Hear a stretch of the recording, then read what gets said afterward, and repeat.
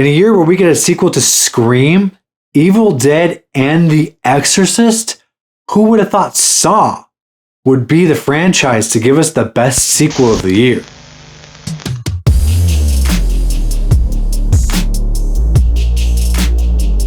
What's up, everybody? Happy October, and welcome to my review of Saw X, the 10th film in the Saw franchise, which, funny enough, is the only one to get a whole tomato on Rotten Tomatoes. I can't believe all the other films are splats. Even the first film.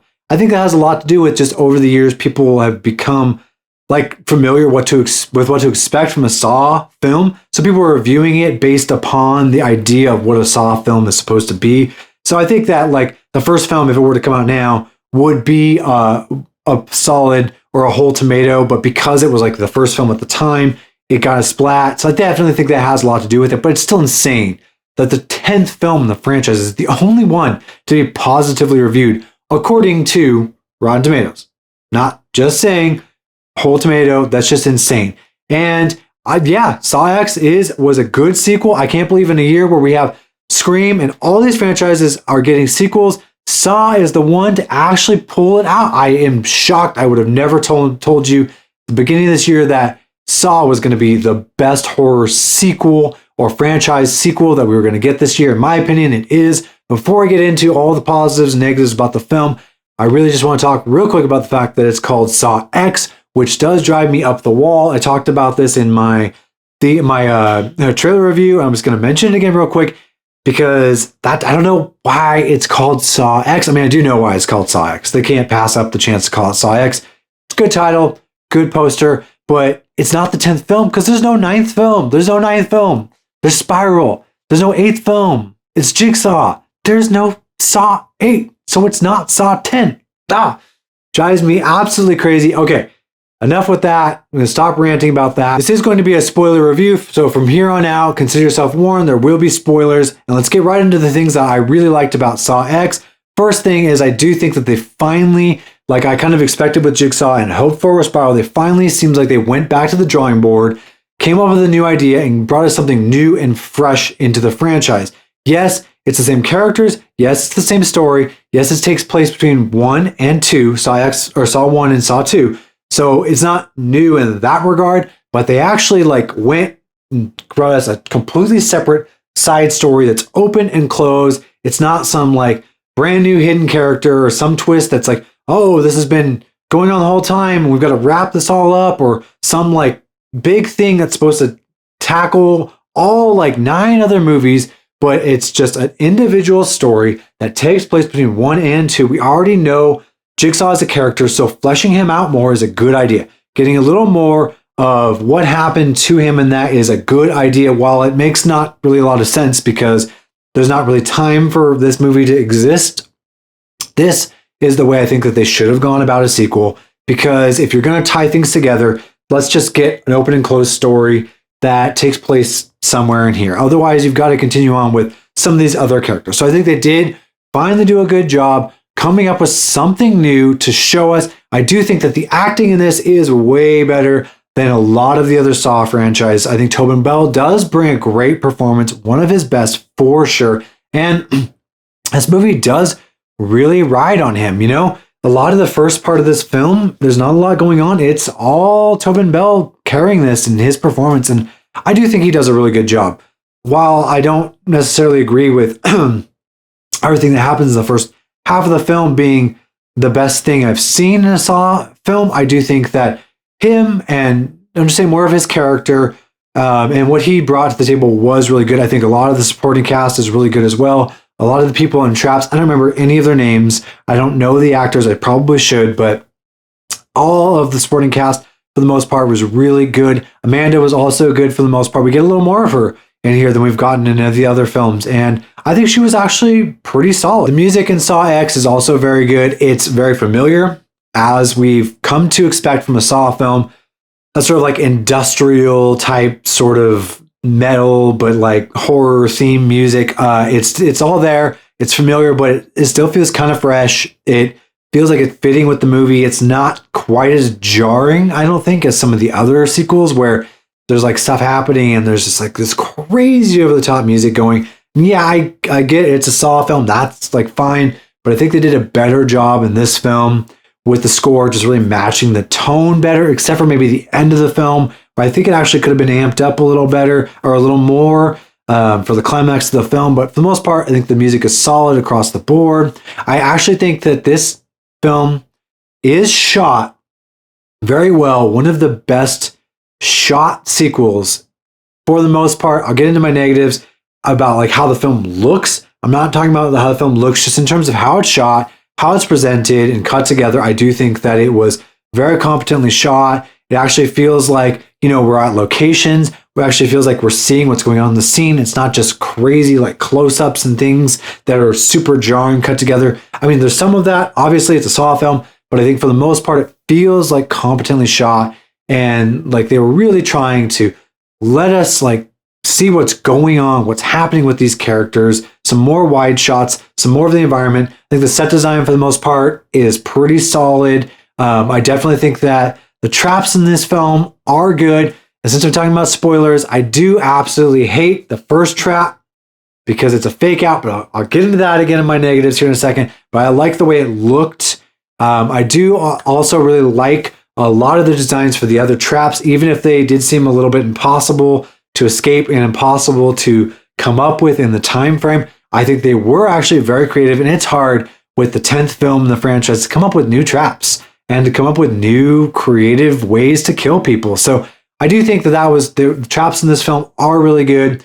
The effects in this film are solid. You really get to see what's going on. The gore is good. You know, they're not doing as much, like I said, of the flashy cutaway. So you're seeing a lot of what's happening. And again, I think everything looks solid. The gore is pretty top notch in this film. I'm excited to see if we're going to get an unrated cut.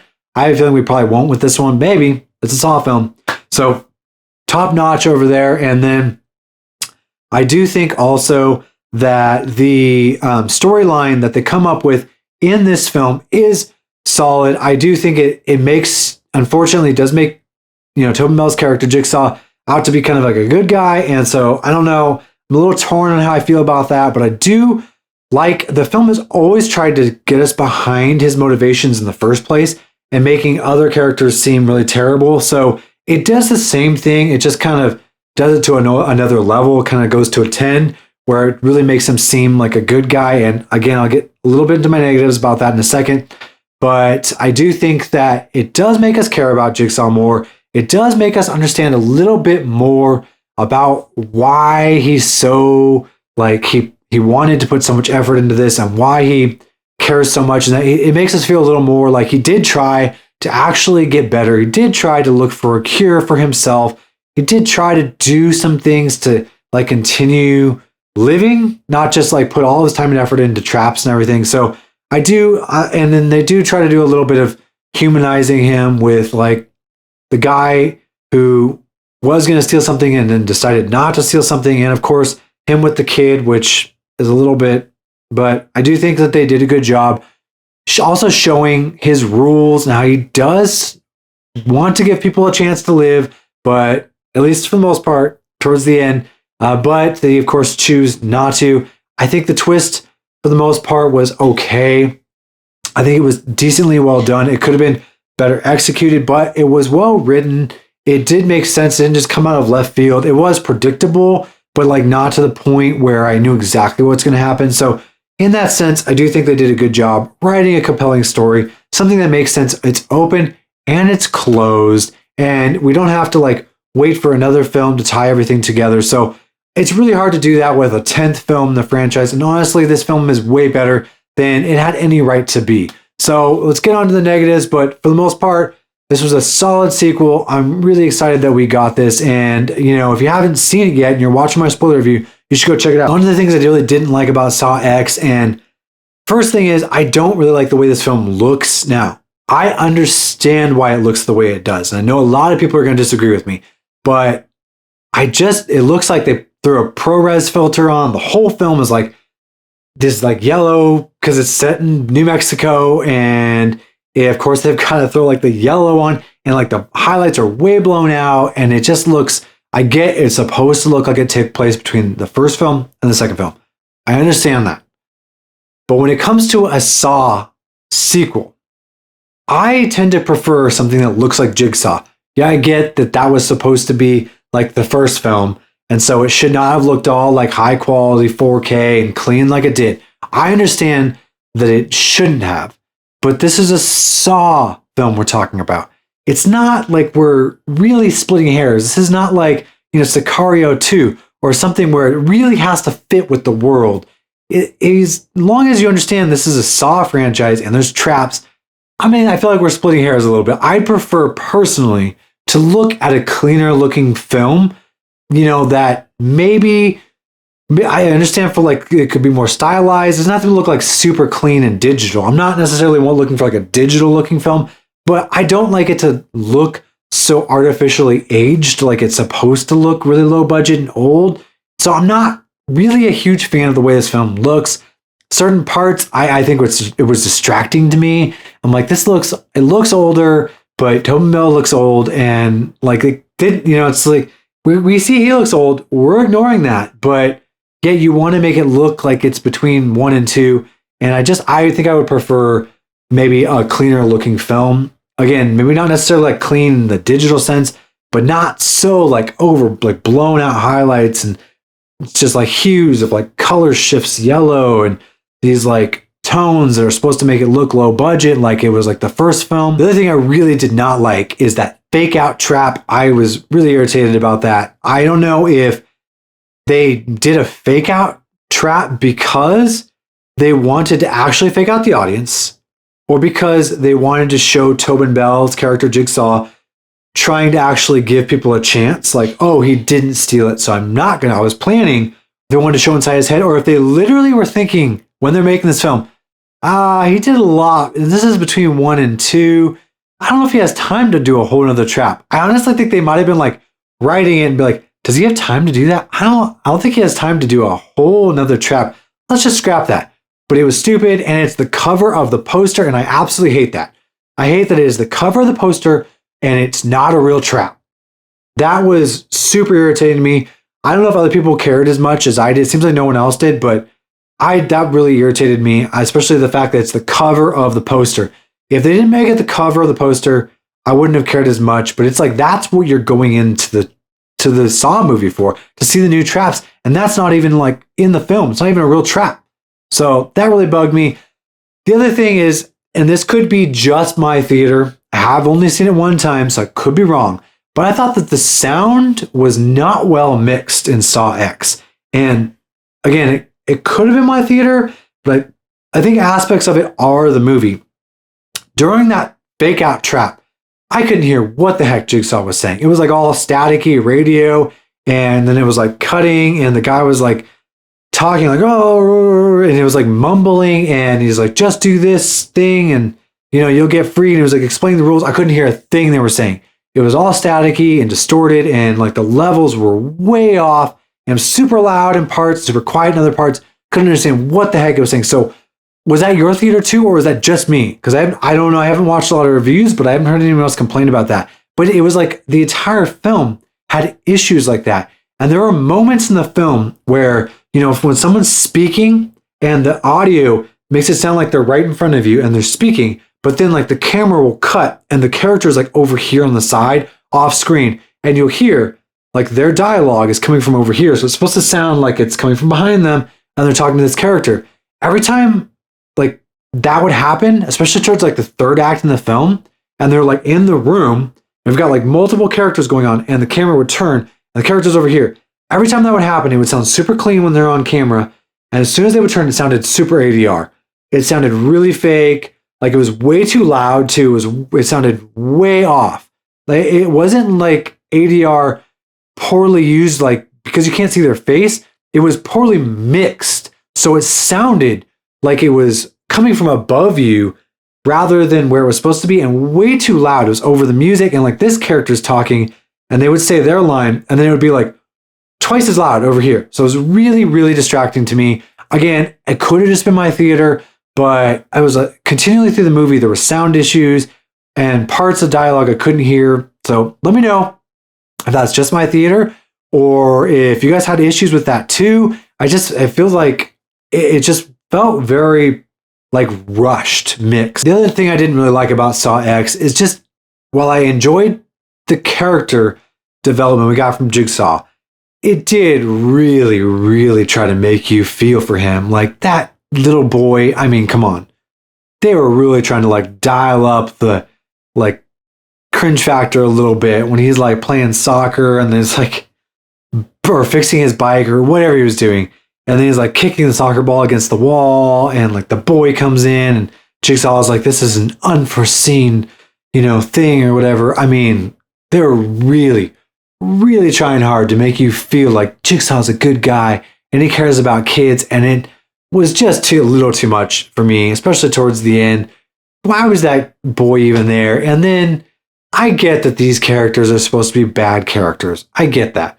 But the whole point is they're supposed to be like fleshed out characters, three-dimensional characters. While they make bad decisions, they might have a chance to make a good decision. Yeah, they make the worst decision, but the whole point is there's supposed to be human elements to it. Like the first film really showed us like flawed characters, and this one they really, really towards the end. I mean, they turned that lady into an absolute monster, trying to like kill a little boy, and Jigsaw's like trying to sacrifice himself to save a little boy. It was just too much for me. I was like, okay, you've lost me here. I was just way too much. And come on, like Jigsaw is just not like, he's not a good guy. And that's like part of the point of the franchise. He's not supposed to be out there saving children. He's supposed to be out there giving people second chances. And so, I mean, I like where we got half of his story development, but towards the end, it was just too much for me. And then also towards the end, the twist, I mean, I saw it coming a mile away in terms of like, and I'm sure a lot of people did. I think they did a good job pulling it off in a way that it wasn't like absolutely predictable, but we clearly knew, something's going to happen with these characters. They're going to go into that room. The gun's clearly not loaded. Like if that was not the most obvious thing in the world, showing a shot of Jigsaw putting the gun into the locker. Like we know it's not loaded. And it just seemed like they do that thing too, where the characters walk outside and then come back in.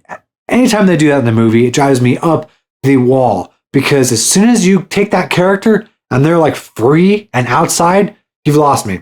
I suspend my disbelief to an extent, but when they leave the building and then come back in, you've lost me there. It's just too much. There's too many contingencies at that point. She could have just left. And I'm like, Jigsaw is like playing character choices and he's playing characters like poker. I get that. He knows what choices they're going to make. But when they're literally leaving, it's just too much. And the unfortunately, it just didn't come together at the end enough to make me forget about those flaws. They're just trapped in a room and I didn't really like the final like trap. She has to stick her head out the thing. Like we all knew she was going to kill the guy in the first place. I don't know. It just didn't come together at the end for me. And the music at the end, it felt really just like flat. Everything felt flat at the end. The traps at the end felt flat. I didn't really like that they were all kind of in the same room in the first place. And this final negative is kind of more of a personal taste. And this is like when you're going to watch a Saw film, for me, personally, I like to go in to watch some traps, a fairly cohesive story, good traps, and a decent character development, enough for me to be like, okay, let's get to the end of the film and not just be completely bored. That's all I really, really, really want in a Saw franchise or a Saw film. Of course, newer films, I'd like to see something new. You're going to keep bringing it back. But when I'm going to throw on a Saw film, that's what I'm looking for mostly, is I'm looking for people in a room trying to escape, trying to get out of the traps. And that's why I like Saw 2 a lot. That's why I like Saw 6 a lot. And, I feel like we didn't really get that with Saw X. Jigsaw is really in the room with these characters the whole time, and so is Amanda. And so that I kind of feel like I lacked that, them being like separated, watching them like a third party, and these people being in a room trying to discover things on their own. They still like had recordings, which doesn't really even make sense to me because they were kind of explaining the rules to them anyway. So why did they have recordings? And it just didn't quite give me what I was looking for in a Saw film. Not that this was not I'm not saying it was a bad film. Overall, cohesively, this is clearly one of the best sequels in terms of storytelling. But when I'm looking for a Saw film and I'm going to go put one on, I don't want to sit through this one as much. To see all of this Jigsaw story development, and see these people in a room together with Jigsaw, it doesn't give me that like trapped feeling that I like from a Saw franchise, especially the fact that she leaves the building. I mean, it kills it. I really want to see people trapped in a building trying to figure out their way out. And so for me, like I said, this could be personal taste. I understand why people are really enjoying this franchise, enjoying this sequel, and it's good. It is good. It's a solid sequel. But for me, going into this, when I'm thinking about putting on a sequel, a Saw sequel, I just don't think I'm going to reach for this one as much. The traps are good. The gore is good, but it doesn't give me that Saw feeling, that I really want in a sequel. And so I can see, again, why people really enjoy this. I don't know. Let me know if you agree with me or if you see my point there at all. I don't think it's bad. It didn't quite give me what I wanted. So I ended up feeling a little disappointed and maybe not enjoying it as much as some other people did, because while it did certain things very well, I feel like it didn't do like the Saw part as well as I wish it did. So anyway, that's my review. Thanks for watching, everybody. I really appreciate it. I still am blown away that Saw X is one of the best horror films to come out this year so far. I mean, what the heck? Like, it definitely jumped up into my top 5, and that's just because this year has sucked for horror films. But, I'm happy we got a good Saw sequel. So let me know what you think, everybody. Tell me what your favorite Saw sequel is. And when you're reaching for a Saw film, like when you're just like going to throw one on, what's the one that you run to? That's the one I want to know. Because like not what the best one is necessarily, but what you put on and you've seen multiple times. Because those could be different, I think the first one's overall the best. But that's not the one I reach for. So let me know what that one you reach for. Happy October, everybody. I hope everyone's having an awesome October. And thanks for watching.